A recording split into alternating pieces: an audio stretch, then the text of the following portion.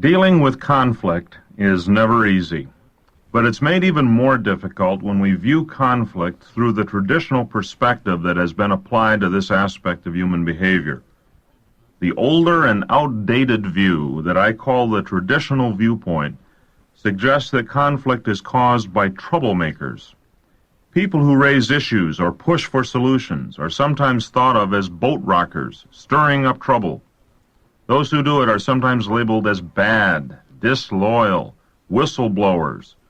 And because it disturbs the status quo or the peace of the moment, some think conflict should be avoided. This view is often held in both business and home environments, professional and personal relationships. A second view of conflict has emerged in the last 20 years since we've begun to understand the causes of conflict and the ways in which people tend to defend whatever conditions exist. One of the things we now understand is that most conflict occurs as a natural result of change.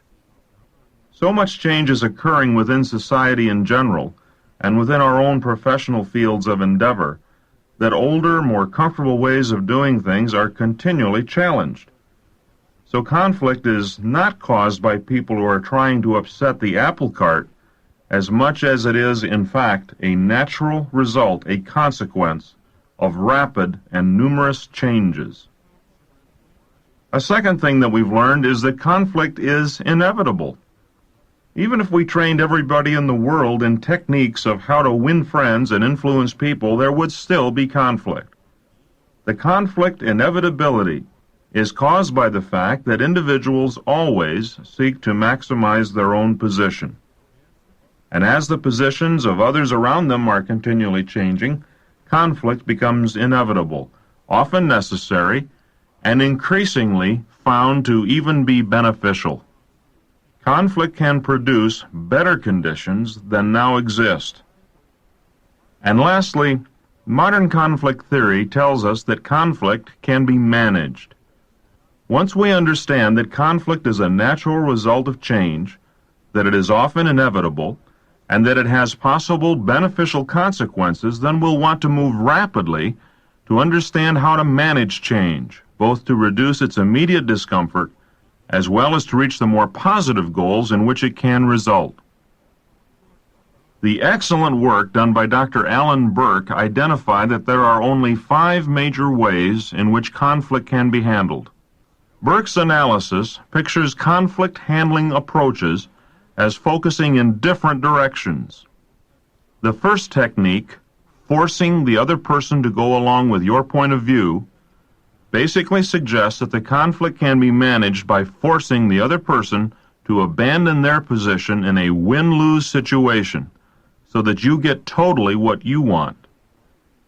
Typically, forcing is what we see as a conflict management approach among children, who try with more or less success to dominate particular situations while they play. A second approach is to abdicate your own position and your own direction and comply with what the other party is asking. In this instance, you're withdrawing from the battlefield and going with that other person, retreating or avoiding the problem, moving away from the problem. And while withdrawing makes the other party in the conflict situation feel good, it means you've lost everything you wanted. A third approach to dealing with conflict is smoothing. In smoothing, we basically put oil on the water, the best face on the situation, but do not face the real issue. Often in group dynamics, we'll see a person who is quite uncomfortable with the fact that conflict has emerged between some of the parties in the group, and he tries to pat everybody's hand and say, now.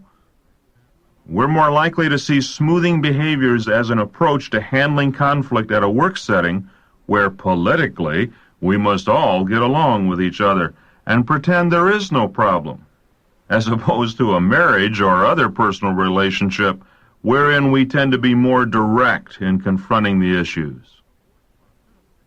A fourth possible approach to handling conflict is compromise.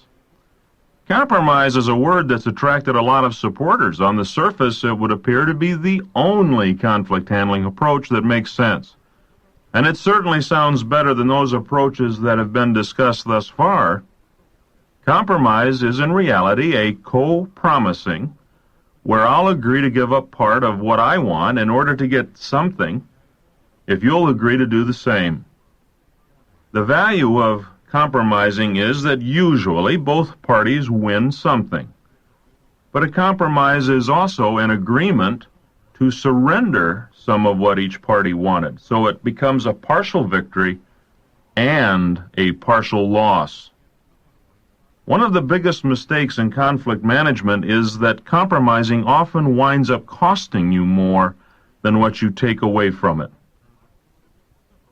Lastly, Burke identified problem solving as the final conflict handling approach. In problem solving, the participants agree to move the conflict away from confrontation and try to assist each other in solving the problems which generated the conflict. Under the problem-solving approach, I want to win, but I'm also interested that you win.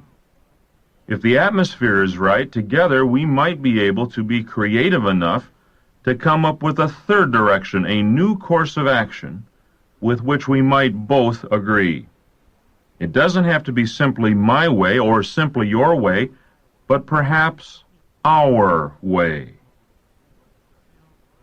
In one study, a large number of managers were asked to rate each of these 5 approaches in terms of effectiveness. How well had that approach actually worked? Not surprisingly, no one in the test group rated withdrawal from the situation as effective, and 9% of the group rated it as ineffective. It had damaged them to withdraw. In short, you're not going to win by withdrawing, and you may lose by withdrawing from the situation. Some other approach to conflict management must be taken. It was also discovered that smoothing, the attempt to gloss over the problem, was rated as effective by no one. And 2% said that in the long haul, the approach had even proven to be ineffective. That is, it was worse than if they had done nothing at all. Compromise was the first of the 5 conflict handling approaches that seemed to have any positive impact. 11% of the managers sampled reported that in a compromise situation they found it to be effective. Yet 6% of the managers said that the compromise had left a bad taste in their mouths, that they had to give up so much to get what they had gained that it was not satisfactory in the long term. Forcing was the first of the 5 remedies to be positively rated by a substantial percentage of managers. 25% reported that forcing the other person to comply had been effective for them. Unfortunately, 79% of the managers, people with power, often people with power over those that they forced, reported that in the long run, this approach had worked against their own best interest, and therefore rated it as ineffective. Now consider this. Up to this point in our discussion, this research shows that withdrawal, smoothing, compromising, and forcing techniques were all rated as effective by none or only a minority of managers, and only compromise was rated as effective by a larger percentage of the test group than rated it ineffective. Let me repeat that.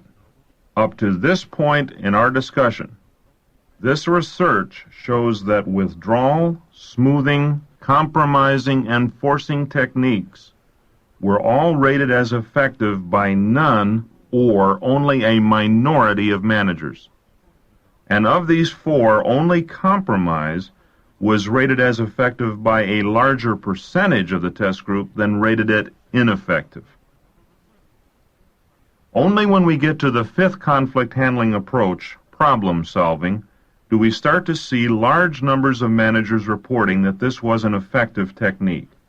59% indicated that when the parties could focus on the issues, use a rational approach, try to work creatively toward finding a way to work out the differences, was success achieved. When rated for ineffectiveness, none of the managers surveyed reported that a problem-solving approach had backfired. That is not to say that trying a problem-solving approach always succeeded. With some people and some issues, problem-solving will not work. But having tried that approach, managers said that even when they could not successfully resolve the conflict, having taken a problem-solving approach had never backfired on them. These numbers are particularly important because they give us a foundation from the experience of others of what seems to work. From a stress management perspective, there's much less stress involved in a problem-solving approach than in any of the other approaches discussed. Not only is a sense of self-respect maintained, but the decibel level of the communication is substantially lower. Can we, in our approach to others, stop trying to force other people to do things our way? Aggression does not work. Can we also stop withdrawing from difficult situations? Submission does not work. And while smoothing and using nice words may be oh so nice, and it makes everybody feel good, can we realize that too doesn't work because it doesn't grapple with the issues? Let's instead assume the best of motivations in others and just really approach people knowing they want to find a creative solution. Let's help them find an answer to their needs, and in that giving, open way, disarm the contentious. Maybe a compromise is all we'll be able to walk away with, but maybe we could walk away with much more. While this program can only touch on certain aspects of stress, change, and conflict management, there are certain basic conclusions that come from this field of study that everyone should keep in mind as they try to deal with ticklish situations. I have summarized these into 6 conflict caveats, warnings, if you will, or helpful guideposts that may assist you at the times you feel most pressured. The first of these is to remember that conflict is only a game. In this game of life, people are trying to manifest and maximize their own positions. Certainly we care that our beliefs and what they stand for prevails, and it is important that we care about winning in this game. But while you should care, don't care too much. Don't care at the expense of your own health and well-being. The price that we too often see paid in the area of conflict management by people who get too emotionally involved is that they lose their dispassionate viewpoint and reason and become overly aggressive. The issue which they are espousing gets lost between their emotions and the other person's negative reactions. Said Thomas Jefferson, who knew a thing or two about how to negotiate to win, "Nothing gives a person so much advantage over another as to remain always cool and unruffled under all circumstances." A second conflict caveat is to remember that conflict is an opportunity to learn and benefit. Some people view conflict as such a terrible and distasteful negative that they don't recognize some of the other values inherent in a conflict situation. Conflict presents a new and totally different perspective. If you're in management, others may be afraid to tell you some of the things that come to light only under conditions of conflict and emotion. If you're smart, you'll listen to this naked truth, as unpleasant as it may be, and gain from it. If you can maintain this attitude during the conflict, it puts you in the position of being a stable force within the negotiation itself. As Walt Whitman phrased it, "Have you learned lessons only from those who agreed with you and stood aside for you? Have you not learned great lessons from those who braced themselves against you and disputed the passage with you?" A third conflict caveat is to remember to never judge the actions or the motives of another. Never cause the other person to lose face. It's often tempting to write off the other person in a conflict situation with us and to simply denigrate them as being a bad, incompetent person. We try to read more into the situation than really is there and interpret the conflict as a personal attack so that what should be a discussion of issues becomes an attack on the other person's personality and humanity. Never in a conflict situation try to read more into it than is there. Always leave the other party with a feeling of self-respect, because you're going to have to live or work with this person again. None of us knows what difficulties the other person is dealing with or what has caused them to reach some of the positions they've reached. As Kurt Vonnegut wrote, I was the victim of a series of accidents, as are we all. The fourth caveat is never lose self-control. The loss of self-control is an emotional reaction during which we're simply letting off steam.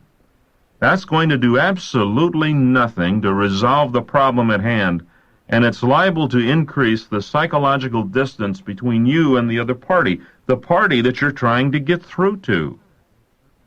In the screenplay, even Don Corleone, the Godfather, says, never get angry, never make a threat, just reason with people. The fifth caveat, don't expect total victories. Politics is the art of the possible, wrote Lyndon Johnson.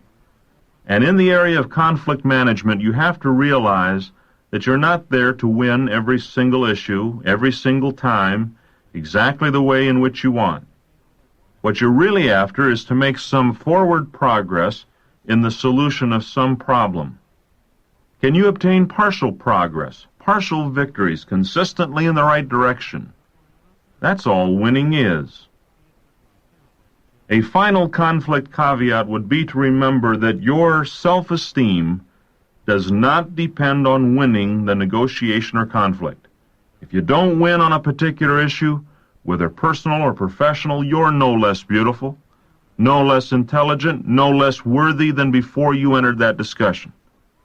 Some people get so emotionally involved that they cannot separate themselves from the issue. You can have the objectivity to understand that the decisions of the moment that go against you do not reduce you.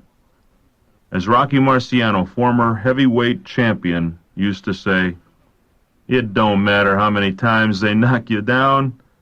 What counts is how many times you get up. If today you don't prevail, you'll be back. While change and conflict are stressful situational events, proper approaches to people that recognize their internal dynamics and that recognize the dynamics within ourselves can go a long way toward easing through these transitions. As you become a master of human relationships, you too will experience the fun of riding the beasts of stress, change, and conflict, rather than letting them ride you.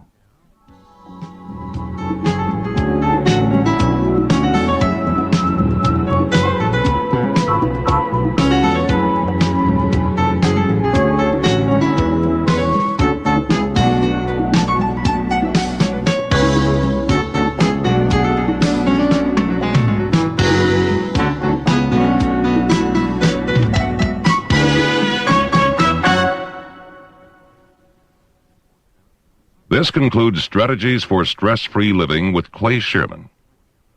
I'm John Doremus, and I trust you've gained as many valuable insights from this program as I have. I'd like now to present a brief excerpt from Dr. Sherman's management program, The Uncommon Leader, which I mentioned briefly in the introduction. Are you an uncommon leader? Have you moved past the phony minefield of the popular advice-giving, how-to-be successful in management books that fill the newsstands? Do you understand what you have to do in terms of the ABCs of competent, career-oriented management? Are you using the solid base of what it takes to get yourself into a position where you can make your full contribution? Do you have what it takes to reach down inside you and be more than what you'll ever read about being in any management text? Uncommon leaders are really at heart common men and women who reach beyond their present capabilities and who play consistently over their heads, who give more to the job than the job can ever give to them. There exists today such a need for leadership, and such a need to deal with the problems that have been generated in the decade of the 70s. The dimension of that leadership need is immense. And there may have been some losses that we've incurred in the decade of the 70s.